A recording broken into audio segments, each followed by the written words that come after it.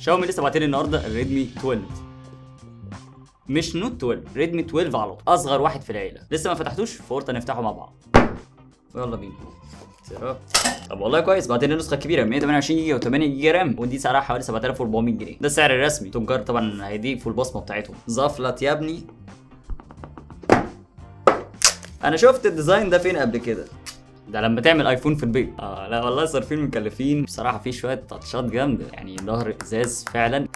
بص، في رنجات سيلفر حوالين الكاميرا، مفيش بامب قوي للكاميرا يعني، تعتبر مش بارزه قوي. الحواف بلاستيك مش معدن، بس اتس اوكي. عندك فوق الاي ار بلاستر، عندك فوق كمان المدخل السماعه 3.5 مللي، مدخل الشرايح، ومن تحت عندك التايب سي، ميكروفون وسماعه. مش شايف من فوق سماعه تانية، ومش شايف مايك تاني لعزل الضوضاء. ليه كده؟ شغال لي يا ابني الايفون الفيك ده. شوف جاي ايه معانا تاني في العلبه.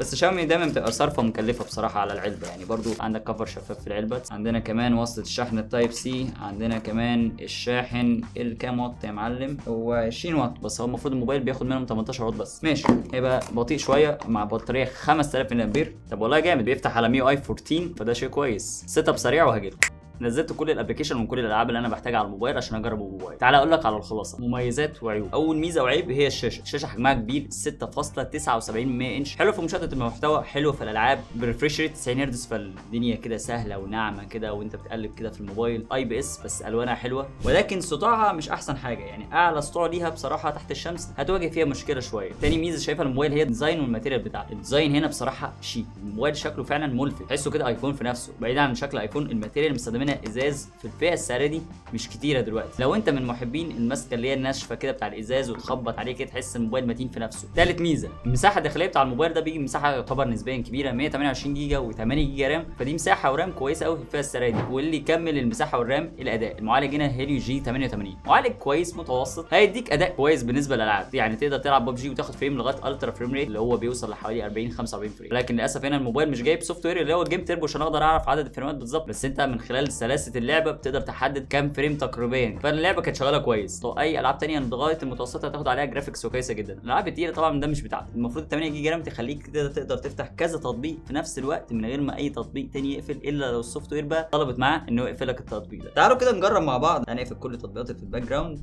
ونفتح مثلا فيسبوك ونقلب كده شويه، ونفتح مثلا انستجرام ونقلب كده شويه، ونفتح مثلا كده تيك توك، بس يا رب كده ما يطلعناش فيديو غريب. تمام. ونفتح مثلا ابلكيشن رابع هو اليوتيوب.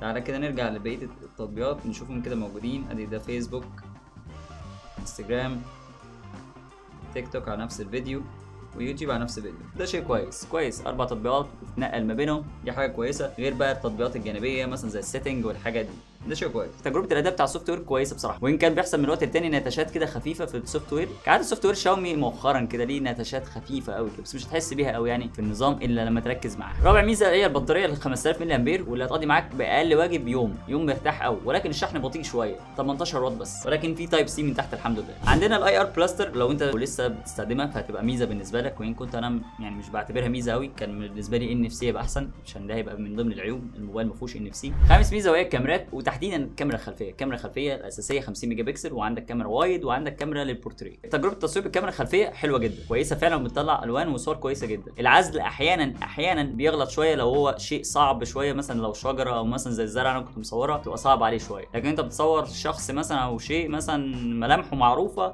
الدنيا تبقى تمام معاك شويه. الكاميرا السيلفي 8 ميجا بكسل بصراحه بالنسبه لي تدخل في الملحوظات، بلاش عيوب. لازم تكون ظروف اضاءه يعني بيرفكت واضاءه عاليه عشان تطلع صوره كويسه. لو انت في اضاءه قليله او في مكان مقفول الصوره السيلفي مش احسن حاجه. عندنا بصمه في جنب الموبايل شغاله كويس، ودي من المميزات كده. رقم 6. ندخل بقى على بعض الملحوظات اللي في الموبايل. مفيش بروكسيميتي سنسور حقيقي يعني سوفت وير مش هارد وير. ملحوظه رقم 2 مش هعتبرها عيب، وهو الموبايل جايب سماعه سفليه واحده بس مش ستيريو، ولكن صوتها عالي. بالنسبه لي صوتها مقبول جدا. من الحاجات اللي ما ينفعش اعديها وهي مفيش مايك ثانوي لعزل الضوضاء، وده من ضمن العيوب. قوه الشحن بصراحه مش اسرع حاجه، ولكن البطاريه هتقضي معاك يوم وهتفيد كمان. سعر الموبايل نسبيا عالي شويه، وهعمل لكم مقارنه ما بينه هو وكذا موبايل موبايل تاني في الفئه دي استنوا عليها الفيديو اللي جاي او اللي بعديه. في حاجه كمان لازم تاخد بالك منها، ان انت لو هتضيف ميموري كارد هتستغنى عن شريحه من الشريحتين، يعني مش هتنفع تستخدم شريحتين وتضيف ميموري كارد. مفيش تصوير 4K في الفيديوهات لو انت محتاج 4K، ودي يمكن اهم الملحوظات اللي بالنسبه لي، يعني مفيش حاجه تقريبا تاني مهمه. بس يا سيدي دي كانت تجربتي للريدمي 12. ما تنساش تعمل لايك للفيديو وتكتب لي تحت الفيديو في الكومنتات لو انت عايز مقارنه معينه للموبايل ده مع موبايل تاني. كده انا مجهز لكم مقارنه مع موبايلين تاني، فلعل لو عايز تكون في حاجه غايبه مني نجمع الموبايلات كلها في فيديو واحد ونعمل مقارنه ما بينهم. بس يا معلم كده اكون خلصت، اشوفك على خير